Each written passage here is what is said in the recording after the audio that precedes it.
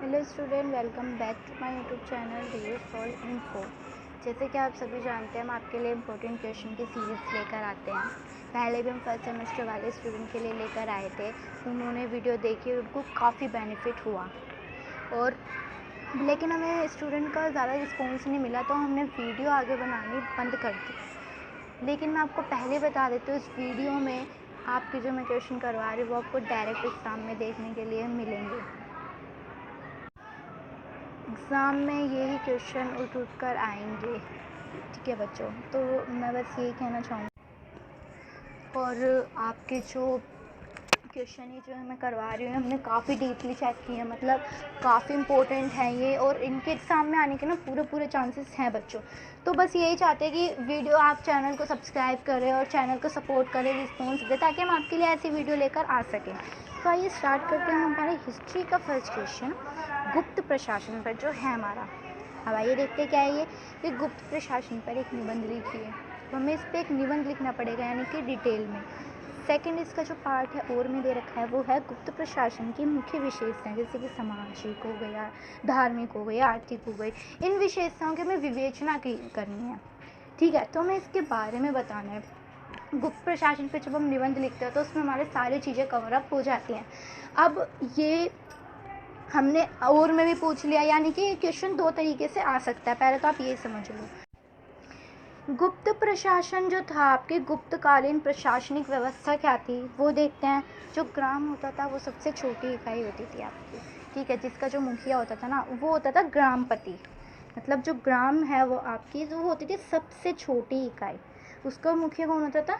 ग्रामपति। उसके बाद आपका होता था पेट, मतलब जो कि ग्राम से बड़ा था। पेट का जो मुखिया होता था वो होता था पेटपति। उससे बड़ा होता था विधि। विधि का जो मुखिया होता था वो था नगरपति। विषय यानी जिला स्तर पे जो उसका मुख्य होता था वो होता था विषयपति। लेकिन जो सबसे टॉप पर था वो होता था भुक्ति, देश और अवनि, यानी प्रांत स्तर पर। उपरिक, भौगिक और गोप्ता। ये तो सारे इसके थे कि मतलब क्या क्या सबसे छोटी इकाई ग्राम थी, उससे बड़ा, उससे बड़ा, उससे बड़ा, उससे बड़ा क्या था। फिर आगे आपका केंद्रीय स्तर पर कुछ प्रमुख मंत्री होते थे। वो कौन कौन से होते थे? दंडनायक यानी न्यायाधीश मंत्री, महाबलाधिकृत यानी सेना नायक मंत्री, फिर संधि विग्रहक यानी विदेशी मंत्री। तो ये कुछ होते थे आपके प्रमुख मंत्री। फिर जो आपके जो गुप्त राजा थे उनकी तुलना कुछ किसी से की गई थी, जिससे की गई थी वो सूर्य थे, अग्नि थे, यम थे, कुबेर, विष्णु, यानी कि ये सारे भगवान थे जिनकी गुप्त राजाओं की तुलना की गई थी। कालिदास ने मंत्रिपरिषद का उल्लेख किया था। राजा का सामान्य उपज का 1/6 भाग कर के रूप में वसूल लेता था।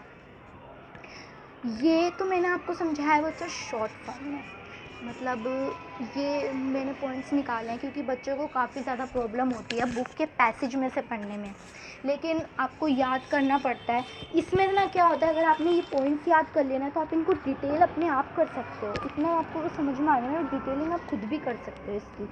तो इसलिए मैंने आपके लिए शॉर्ट फॉर्म लेकर, शॉर्ट जो आपके हैंड राइटिंग नोट्स हैं वो लेकर आई हूँ, जिससे आपको ज़्यादा से ज़्यादा समझ में आए। हमारा बस यही मोटिव है कि आपको समझ में आए एग्ज़ाम में, ऑफलाइन एग्ज़ाम है उसमें सारे बच्चे पास हों।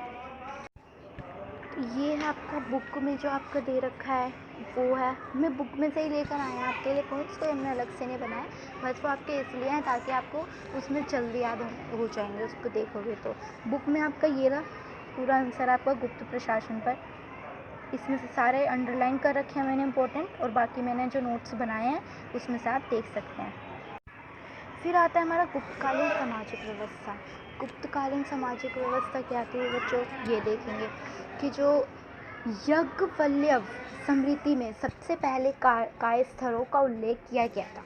ठीक है, स्त्रियों की जो दशा थी वो निम्न थी, और जो पर्दा प्रथा के लिए अवगुठन शब्द का प्रयोग, यानी जो पर्दा प्रथा थी उसके लिए एक शब्द का इन्होंने यूज़ किया था, वो जो शब्द था वो था अवगुठन। उसके बाद जो भानुगुप्त के एरन अभिलेख में 51 ईस्वी में सती प्रथा का प्रथम अभिलेख साक्ष्य मिला था।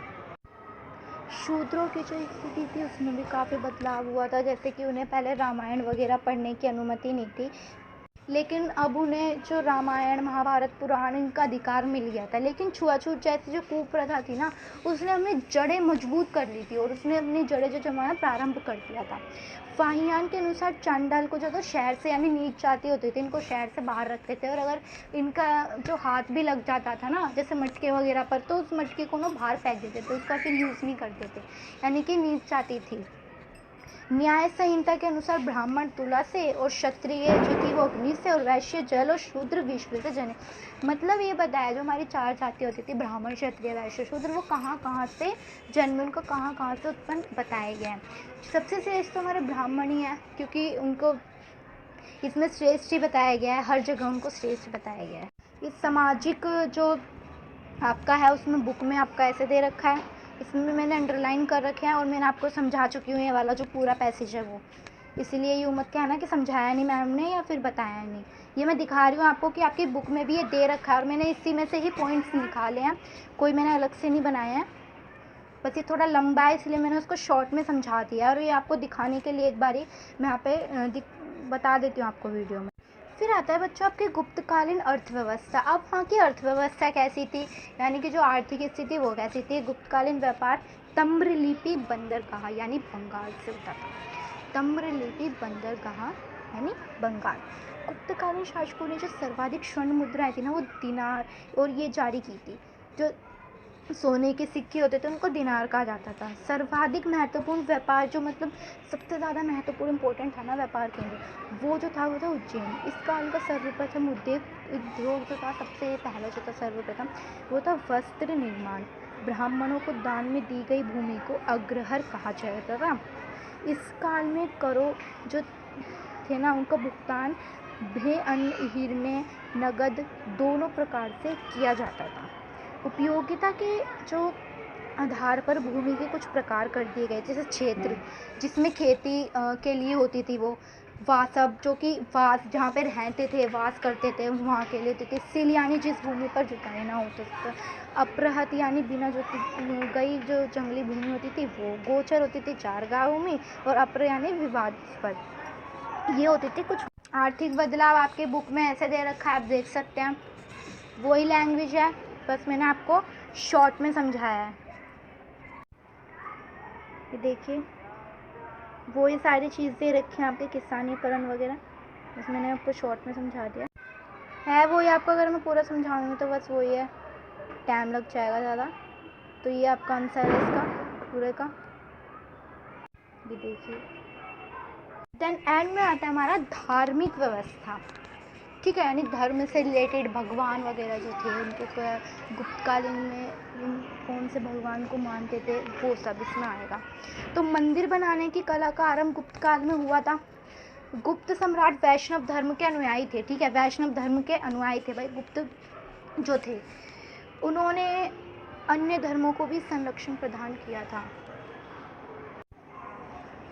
अन्य धर्मों के लिए भी संरक्षण की थी। विष्णु का वाहन जो था वो गरुड़ था और गरुड़ की भी वो लोग पूजा करते थे। गुप्त साम्राज्य का राजचिन्ह था, वो राजचिन्ह बन गया था। अजंता की गुफा जो थी बौद्ध धर्म की महायान शाखा से संबंधित है। इसमें 16, 17 और 19 नंबर की गुफा गुप्तकालीन थी। गुफा जो 16 थी वो थी मरणाशासन राजकुमारी अजातशत्रु और बौद्ध की भेंट। गुफा जो 17 थी वो जातक कथाओं का वर्णन था। विभिन्न संस्कृति उपलब्धियों के कारण गुप्त काल के ना जो भारतीय इतिहास का स्वर्ण युग क्यों कहा गया था, ये इम्पोर्टेंट होता है, ठीक है। तो विभिन्न संस्कृति उपलब्धियों के कारण, मतलब काफ़ी सारी संस्कृतियाँ थी, इसकी उपलब्धियों के कारण ही जो गुप्त काल था उसको स्वर्ण युग कहा गया। रामायण और महाभारत की अंतिम रूप में गुप्त काल में ही किया गया। कब बुक का है ये रहा, धार्मिक जीवन कैसे जीते थे, इसमें भी सेम वही पॉइंट है, बस थोड़े डिटेल में बना रखा है, इसमें बता रखा है आपको। मैं आपको दिखा देती हूँ एक बारी, सेम यही पॉइंट है, सेम आप देख सकते हैं वही सारे पॉइंट्स हैं, बस मैंने शॉर्ट में समझाया। आप चाहें तो उसमें से पढ़ सकते हैं। जो मैंने हैंड राइटिंग नोट्स दिखाए हैं वो इम्पोर्टेंट है। मैंने हर एक चीज़ बुक में से और अलग आपके सैम्पल पेपर में से सब में से पॉइंट निकाल कर आपके लिए तैयार किए हैं।